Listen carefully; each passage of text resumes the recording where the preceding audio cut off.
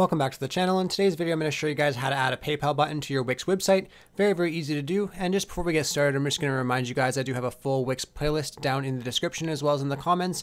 And it's just basically a playlist full of tutorials and tips on how to use Wix. So if you need any more help other than this, be sure to go check out that playlist. I'm sure it will help you guys out.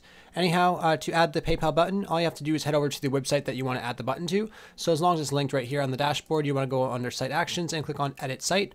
And that will bring you over to the Wix website. And then when you load into the Wix ADI, you want to go over to the Go to Editor. So wrist over here to your right, click on that to go over to the editor and then click on Switch to Editor. And then it will bring you back over to the Wix editor so you're able to add a button to your website.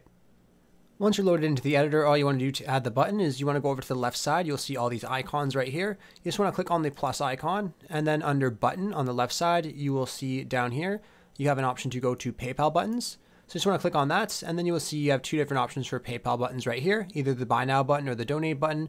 All you have to do to set it up is just click on it, and then it will open up on your screen. So all you have to do is drag it over to where you would like it. So let's just say I wanted it right here in the top right corner. I can leave it right there, and then you click on Add PayPal Info, and then it's going to ask you what's this button for. You can click on Selling or Donating, and then it's going to ask you for your PayPal information and the product's name and everything like that there. So you want to fill out all these settings right here, and then you have it all set up to your PayPal. You could also change the layout of it by clicking on layouts, and then you can just have the button here if you would like to, or you can have the cards under it, totally up to you. But once you figure out everything, you can just leave it there and set it up with your info and you'll be all good to go. I really hope I was able to help you guys out with showing you guys how to add a PayPal button to your website. If this was helpful, be sure to leave a like on the video and subscribe for more. Thanks for watching.